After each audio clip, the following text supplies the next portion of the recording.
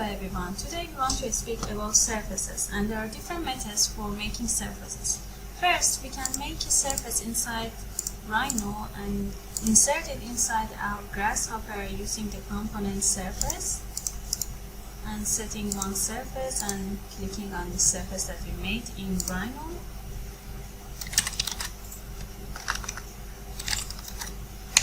The other way is to create a curve inside our Rhino and bring it inside our Grasshopper screen, and then connect it to the surface component.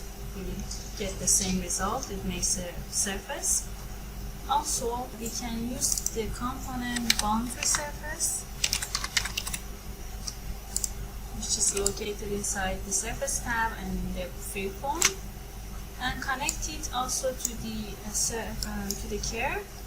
It makes the same result, and it's also easier to run compared to this component, so it makes your definition to be lighter.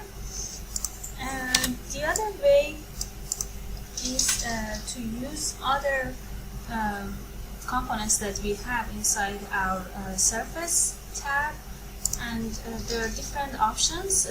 Let's start to check it together. First, it's a 4-point surface which we had in here, and by defining this component we should use 4 points and set them as the corners of our surface. So let's make them inside our Grasshopper using construct point. So I'm going to have 4 of these points, and let's set the XYZ.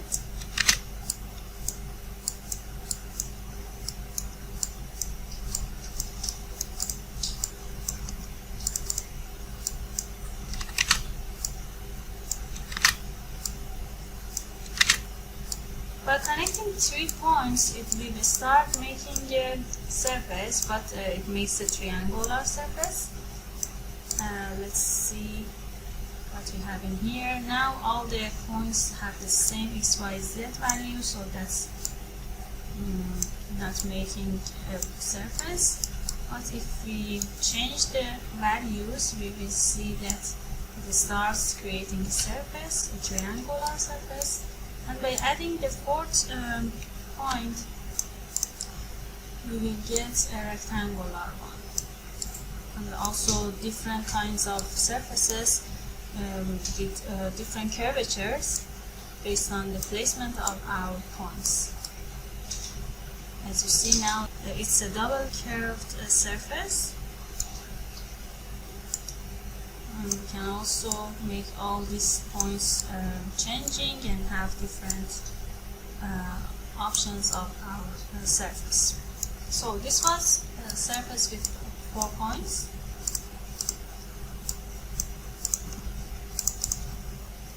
The other version is using surface from points.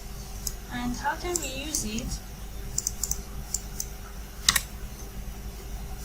We can make a set of points inside our Rhino, or also making it inside our Grasshopper using the tab for making points, which is inside the vector, and inside the grid we can select for example rectangular grid, and or we can also make an array of points using array rectangular. But it's also another way to do it using a grid. And we can define the first placement of our points. I will select this point.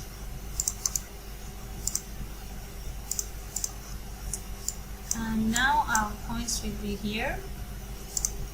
So if we look at them in the top view, we can set the size for X and Y, which is by default on 1 and 2. Let's change it to 2 for X and like 5 for Y. Or we can also make it less. And we can define how many of these points or cells we want to have in X and Y. That's by default on 10 for in X direction, and in Y is 5. So let's change them to 4 and maybe 8 or 9 for Y, or also can make it different. And we don't need the cells, we need these points that we have created. So I'm going to connect the point component and hide the rest. Also I can hide it in Rhino. So I have these points, and I can use the surface from points component, which is also located in the tab and in the freeform section, and I can connect these points into the point input and adding the value for EX to the U value, and I need to make an addition to 1. So I'm going to go to expression and write x plus 1, and I should also flatten the list to make this surface. So now I have my surface from these points, but it's so simple because all the points are just in one plane, so the final surface is also planar. But I can use different versions of these points so that I can have different types of surfaces, not just planar. I want to change the placement of a few of these points and move them in Z direction, and then add those points to the component surface from points, and that's by using the component list item. And I'm selecting the items that are indexes of the points that I want to change. So let's say 0, 5, 13, and 24, for example. So these are the points that I have selected, or I can also. Okay, now these are my points. And I want to replace these points, so the component is a replace item, which is inside the set tab and inside the lists. And I want to say that I have this list of points, but I want to modify it. And I connect it to the list. And I'm saying that instead of these points that I have in here, I want to add the moved options inside my replacement. So I'm going to move these points based on a Z value of,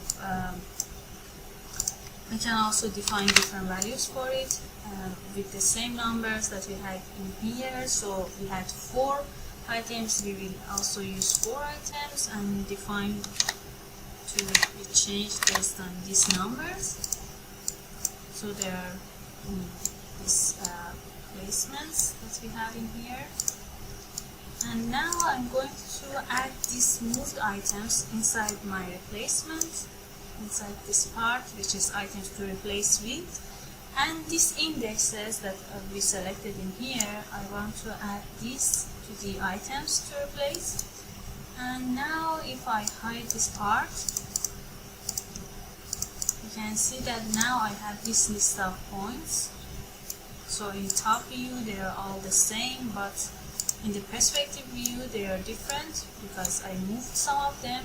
And now I'm going to connect these points to the surface from points component. And as you see, now my surface is deformed based on these points. So if I change these values, or also I change the items, for example, let's set it to 10, let's set this one to maybe 1, and you can see that it will be different. And it was better if I used slider or a view slider. So instead of using the panel, it was better if I used sliders. So just change it to 3 data. If I want to just change the placement of 3 items,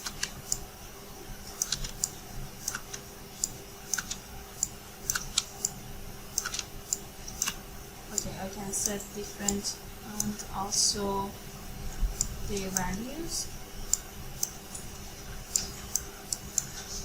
and adding these indexes to the replace item.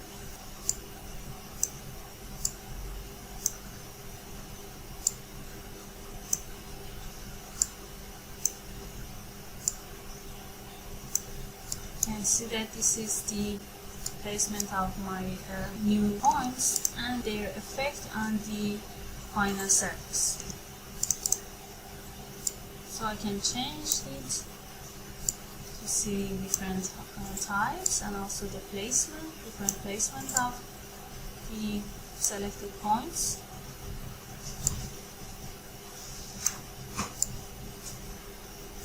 This is surface from points component and how you should use it. Next, we want to speak about the Loft component.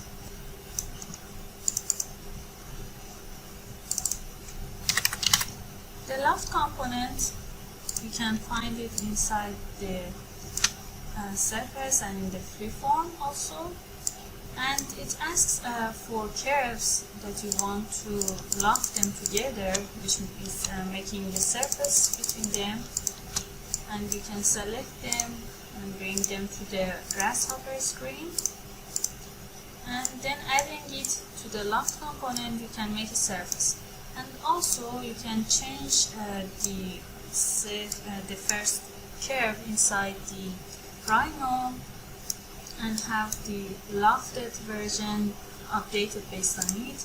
You can also use F10 or points on command inside the Rhino and change your curve, and your loft surface will also be updated. And it's not just restricted or limited to 2 curves. You can have many different curves, like adding the other curves that I have in here, and add all of them together and make a surface out of it. And it's important the order of the curves that you select. Now, as you see, because I selected this curve at the end, it made the surface so that at the end it gets to this line. But if I change it again and set this is the order of my curves, you can see that now it's different. An alternative to the Loft component is the component rule surface, which is again in the same place as this component. It's in here, rule surface, but it just has 2 inputs for curves, so you can just make a rule surface between 2 curves. But in Loft you can have multiple curves and add them together.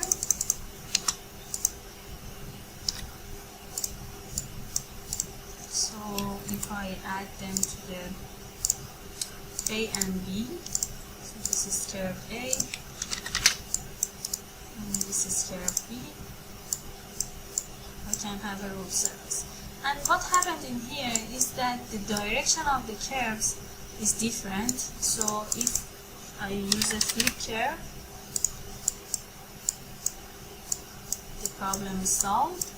We spoke about it before, that the order that we draw the curve inside our Rhino makes the flow or direction of the curve, and if the curves, the direction of the curves are different, it makes the rule surface or the loft surface to come inside because it wants to connect this point to this point. But if the flow is the same, there is no problem and it makes the surface completely true. The other versions for making a surface is using the component sweep. And we have two types of it. We have sweep 1 rail and 2 rail, and both of them are again inside our freeform part, inside the surface tab. And in sweep 1, it asks for 1 rail, which we can use, for example, this curve. And it asks for a section or sections we can have. So let's say I want to have this curve in here, and let's change the placement of this point. So now this is the curve that I want to use as a section, and I can add it in Grasshopper. And now this is the surface made using this rail and using this cross section. Using sweep 2, I can have 2 rails like I have in here. So let's use the same curve as the rail 1, and for rail 2 I want to have this curve.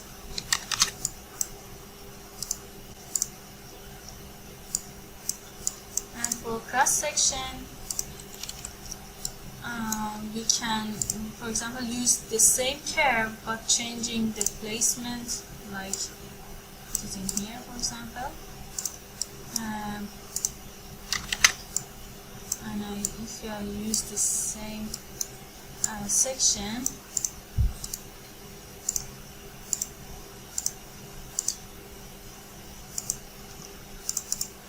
you can see that it is deformed, and the reason is that the flow of these curves are different again. So we should again use the flip curve and use this rail. Now these 2 rails are generating this surface based on this cross section. If I want to make it more clear, I need to put this point, move it inside, move it to connect to this rail, and as you see, these are 2 edges of this surface. The other component that is mostly used is the component pipe, and also it is 2 types, pipe and pipe variable.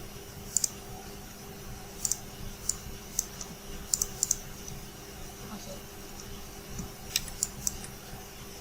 Pipe component gets a curve, which you can define as this curve, and it uses a radius to make a pipe out of this curve. So we can define it and make a boundary for the radius, and by changing it we can see that different type of pipes, or pipes with different radius we can have. And we can define if we want it to have a cap in end of the pipes or not. We can set it if we want to have a flat cap or a round cap based on what we need. Also, the pipe variable, we can have this curve again, but in here it asks for the T parameter, which is which part of the curve, and the radius that we want to define for those parts. We can define it and reparameterize so that we can use a T value of between 0 and 1. I can use the panel to define which parts I want to be different. So I'm going to set these 3 T values of 0, 0.6 and 1, and 3 values for the R or the direction or the radius. As you see, it says that at the beginning it's 0, then it comes to 0.6, and at the end it's 1. Or I can also change it, or maybe using sliders to be more visible for me.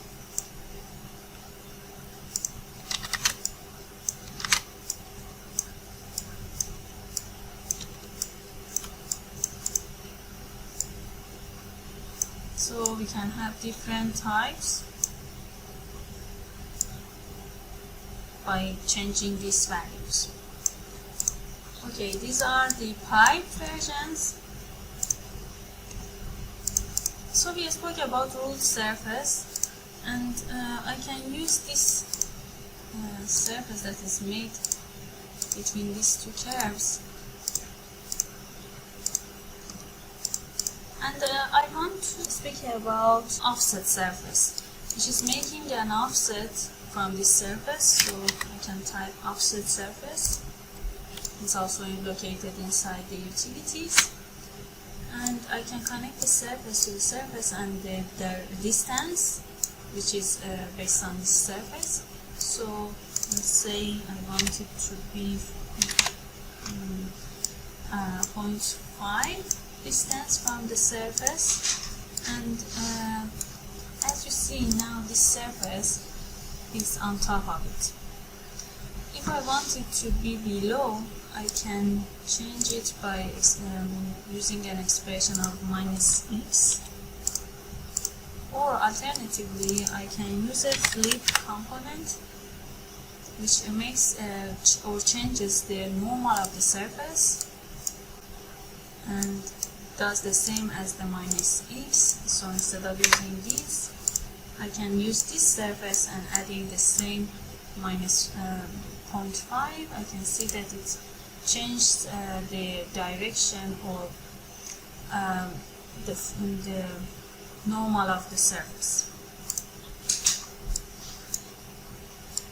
If we want to make an extrusion of our surface, we can use the extrude, which is extrude curve and surfaces. But the problem is that it has a direction. We can use, for example, direction Z, and as you see, it just makes extrude of vertical. It's because we defined it to be on Z direction, and if we want it to be based on the normal of the surface or vertical to the surface, you can use evaluate surface component. And by using evaluate surface, which is a component in this part analysis, we can define which point we want to find from the surface or extract from the surface, and that's by using a MD slider, because it wants a UV point. You can find the MD slider inside the params and inside the inputs. And now we should need to have our surface in reparameterized, because this MD slider works between 0 to 1. And now we can see that we can have different parts of our surface. We are working on the surface, and we can extract the normal or the vector of this surface in this defined point. And we can use this normal as the vector for our extrude.